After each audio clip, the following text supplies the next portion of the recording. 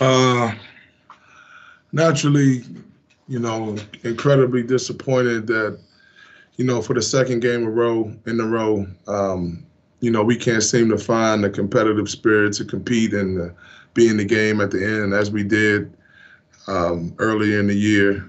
Even going back to the transition from Mac to myself, we were far more competitive just a few weeks ago, and can't necessarily put my finger on why that's the case the last two games.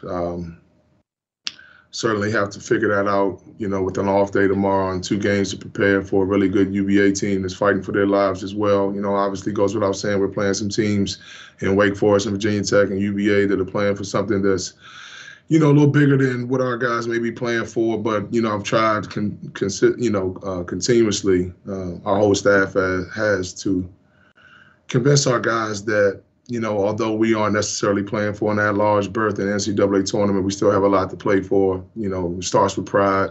It also starts with trying to create some momentum and getting to Brooklyn and going one day at a time. But the game has to be played the right way, regardless of the score. Unfortunately, we haven't been able to be competitive throughout the game, in particular to start the game, and that's been incredibly frustrating and something that we have to put our finger on in the next coming days.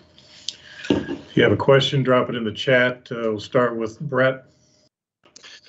Yeah, Mike, just wanted to ask you about not bringing Malik on the trip and what went into that decision.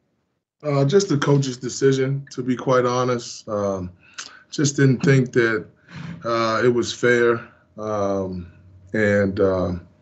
something that, I just hold doing things the right way in a high regard, and I didn't feel like that was the case the other day, and so I just elected to, not allow Malik to come on this trip. It's, on senior night on Saturday. I fully expect him to be out there. I intend on starting, as it stands right now, all of the seniors and giving them an opportunity to start the game, and we'll see how it goes from there. But without me elaborating on it any more than that, it was just the coach's decision. Just felt like it was best for the team for us to move on this game without Malik. Brett, do you have any others or anybody else? Drop a note in the chat. Yep, Mike.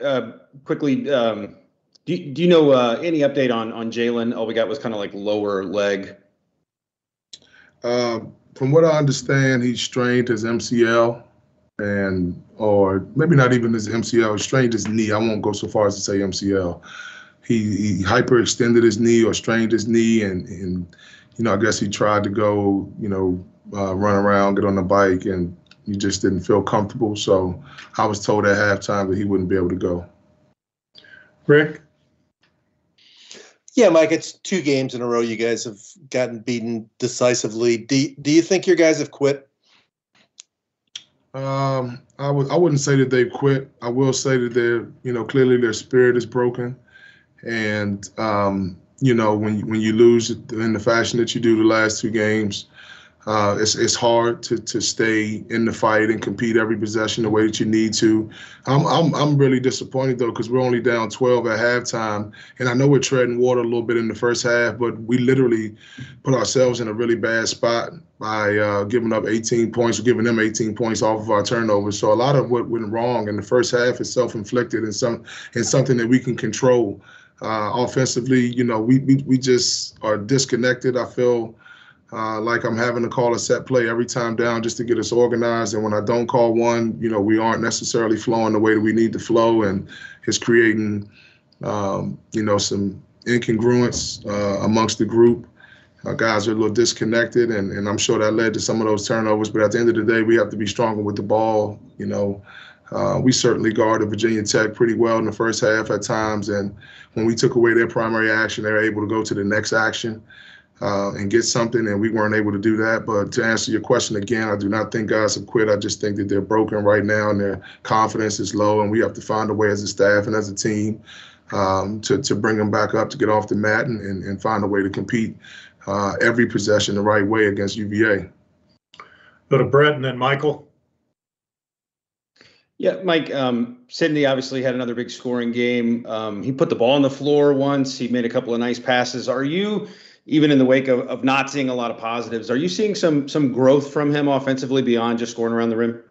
Yeah, he's done a fantastic job the last 2 games of carrying us, and he's the guy that we really want to get the ball in the hands of on offense. The problem is against Wake Forest, we struggled with the trap that we didn't expect, and we did anticipate Virginia Tech trapping us on a quick turnaround. We tried to give Sid some answers, and on a couple of plays, he made some good passes. On a couple other plays, he turned the ball over. But, it's going to happen, especially when he's, when he has the ball in his hands so much, he's not going to make the right play every single time. But I thought he did a really good job of handling himself, and we try to move him around a little bit, get him the ball at the top of the key, give him the ball at the elbow, give him the ball on the block. At the same time, I want to get other guys involved in the game so Sid doesn't have to do everything. And, there's a balance there that we need to find. But, we want to play through Sid, absolutely, because he's shown that he can carry us on the offensive end. Michael? Hey, Mike, obviously a very difficult time for the team. They're struggling to find wins. They don't know what the future is going to hold. Behind the scenes, when you're with them in practice, what's their demeanor? Do they seem positive to you, or do they seem like they're kind of excited for that next game at all? What's their personal makeup like behind the scenes? Well, that's an interesting question, because I would tell you that in practice and behind the scenes, the guys are, they're enthusiastic. They're not down, right? They get in practice and they compete and they get after each other. And, sometimes there's spats here and there in terms of, guys going at each other so much that, it gets frustrating. It's never been physical, just so everybody understands that. It's never been physical whatsoever. But guys get into it, which means to me that guys still care and guys are still competing. The problem I think that we have in these games are the teams that we're playing right now are really connected. They have a really good feel for what they're trying to do. They've been able to progress throughout the season under the same leadership, under the same continuity on both ends of the floor. They know what they want to do. They attack it. And at some point during the game, we become a little disjointed or we miss something and, leads build. And that's when guys start to, splinter a little bit and in terms of their spirit, the connectivity, every huddle that we had down the stretch, there was no infighting. Guys were willing to get in the game and play and try to finish the game the right way, even when they go up big. So there's none of that. But at the same time, early in the game, when we go down early and we have to find a way to start off better, I'm really frustrated with that. The last 2 games, we don't get off to a great start, but there's just a stretch at some point in the game where they go on the run and we just can't recover. Last 2 questions, Rick and then Brett. Yeah, Mike, just to go back to Malik quickly, this is the second time he's been suspended. What is your reasoning for letting him to come back and play again on Saturday?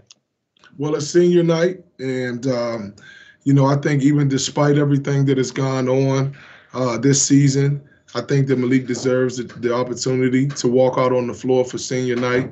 It's unfortunate what's transpired this season, and but nonetheless, I just feel like that's the right thing to do, so that's what we're going to do. Brett?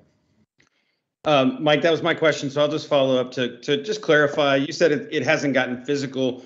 Do you mean you're talking about you haven't had physical altercations between players and stuff? Never, never, Brett, never. That is, I don't know where that junk comes from, but that's ridiculous. That is ridiculous. There hasn't been any of that. Sometimes as a coach, especially early in the year in the preseason, you don't mind if something gets physical because you want to see guys competing. We compete in practice. We get after each other. We've tried to condense practice as the season has gone on to no more than about an hour and a half. But guys compete, but it's never become anything crazy where guys are, again, it gets physical. There's never been any of that whatsoever in not one practice the entire season. Great. Thank you, Coach. We'll be back with Sydney Curry shortly.